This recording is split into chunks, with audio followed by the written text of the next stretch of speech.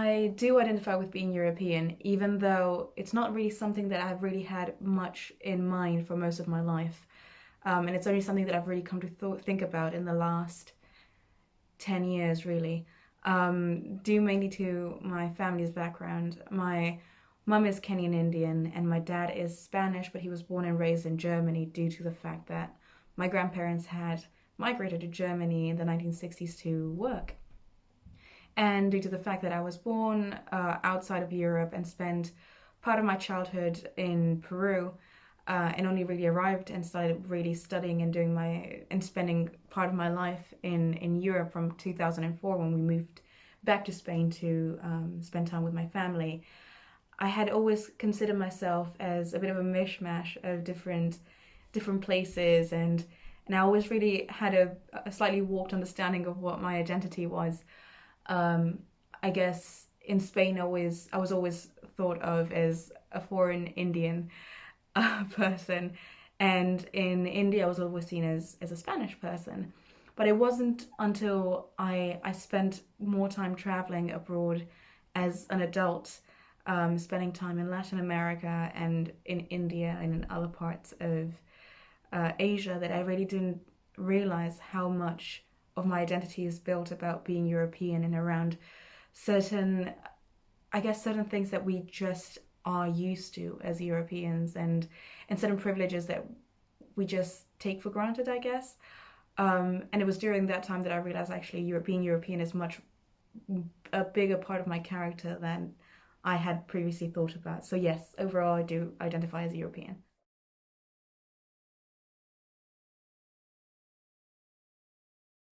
I would say my formative European moment is actually a combination of two different ones.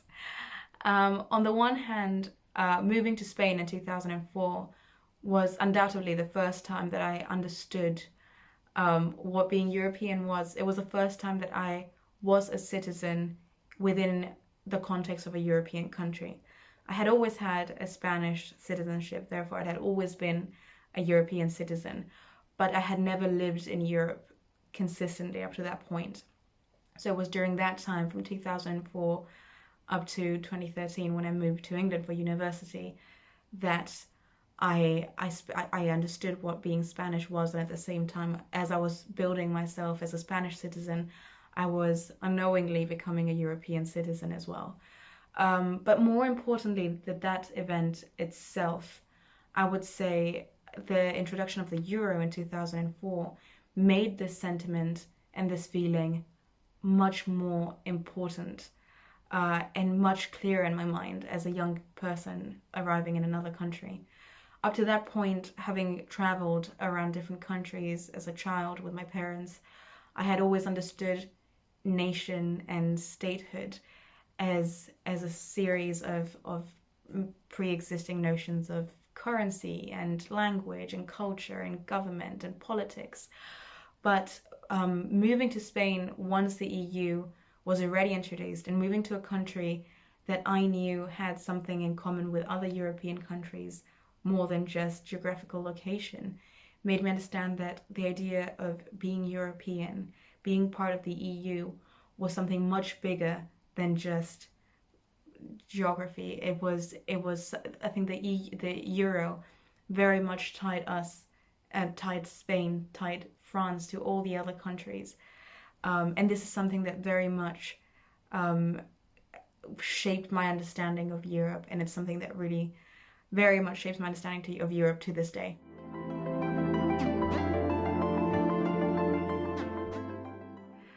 Regarding the worst moment in recent European history, I am definitely not the first nor the last person to say the Brexit referendum result day and everything that has happened since. As someone who had spent so much of their lives traveling around and then suddenly living in Spain and feeling part of Europe, being European, and then having been so lucky to be able to come to the UK to pursue my undergraduate and then graduate and a doctoral degree in this country, and unexpectedly finding home and a sense of belonging to this place. It it came as an absolute surprise in 2016 when we were all watching, glued to our TVs, the results of the referendum, and I felt both a sense of very clear sadness at the fact that these ideas of community, European community, that I felt so strongly, were definitely not shared at all. It made me really consider that there had to have been, on the one hand, a lack of communication between Europe and England, and on the other hand, it really made me feel not angry, but it stirred something in me, realizing how incredibly partisan the whole process beforehand had been, how information had been manipulated, misinformation was rife in the media and in social media. And due to all these factors, we had reached to a point where clearly there was no backtracking from anymore. And myself and so many other people who are living in this country as immigrants were suddenly put in a position where we were considering and wondering whether we were in any way wanted or not in this place. And of course, I've stayed in this country because it's still part of what I consider my current identity, to the extent that I'm currently in the process of applying for citizenship in order to be able to feel comfortable in this country and I guess more part of it. But it's just made the process of remaining here so much more complicated. And at the same time, it's exhausting and it's very concerning to find news in the media every single day about policies that are coming out that are restricting and that are changing things that had been so fundamental to me understanding what being European was and feeling this sense of community with all other European nations, that it's sad to see this country become more and more separated from another part of my identity as well. So yes, definitely Brexit.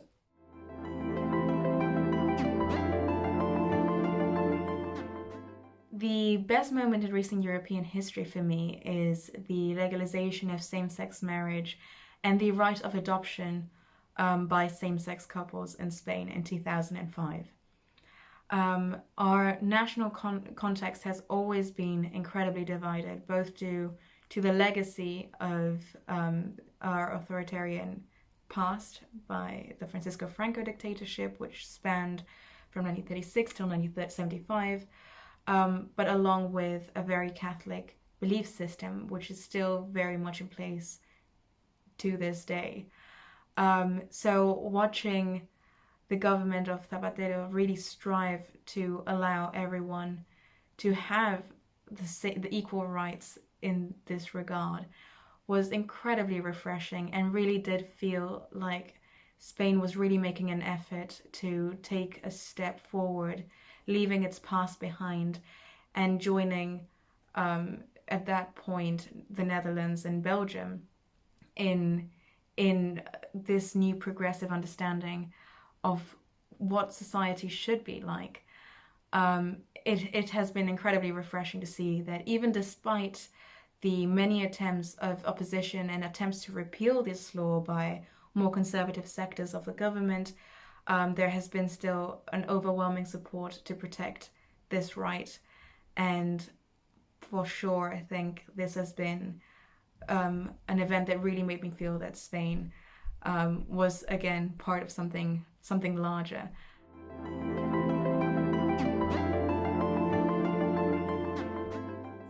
Granting freedom of movement.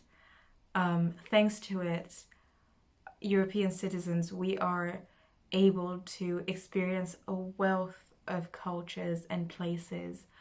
I know my experiences abroad and traveling throughout Europe have not only built me as a person, but they've also built me academically.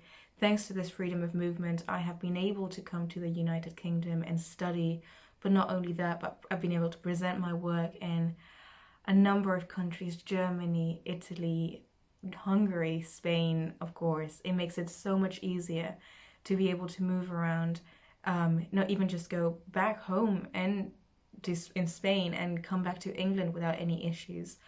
It is incredibly time efficient, not having to worry about visas and any other bureaucratic, time consuming forms.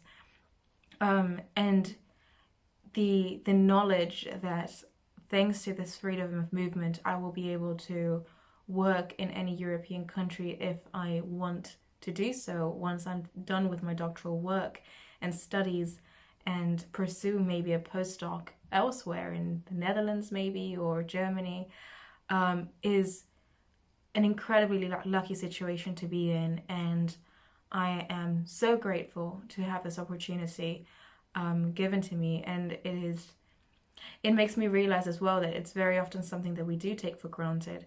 And when I was thinking about this question, it was the first thing that I thought about, and it made me realize how without it, things would be so much more complicated. So yes, definitely freedom of movement.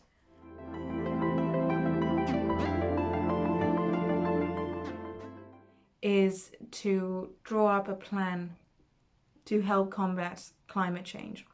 I think we're currently living in really unprecedented times. We're all separated from our families in isolation. It's been a very traumatic time for millions of people, billions of people across the globe. And amongst all of this, I think maybe being positive, the pandemic has given us an opportunity to rethink the way we live and how to go about living once we go back to normal, I guess, after the end of the pandemic. I keep on thinking, should we go back to the normalcy we already know, or should we take this time to amend our behaviors, reconsider them, and attempt to establish a different sort of normalcy in the post-pandemic world? I think the EU should take this opportunity definitely to think about how to be able to build an infrastructure in the long term that will allow us to live in a more sustainable way, not only environmentally but also socially. I think this is a really good time generally to start thinking about these questions that will eventually bring us forward and a step closer to hopefully achieving carbon neutrality by 2050, because the clock is ticking and the situation isn't getting and is not going to get any better unless we take a stance in it, we as a society, with institutions such as the EU driving us to get there. This will, in the long run, definitely be a much bigger step in the welfare of European citizens, eventually hopefully world citizens as well. But I think it will also help the EU to solidify and secure its position as an institution that has a lot of legitimacy and can attain and strive and achieve policies that are essential to our way of living, our society, if we want to continue living in this world.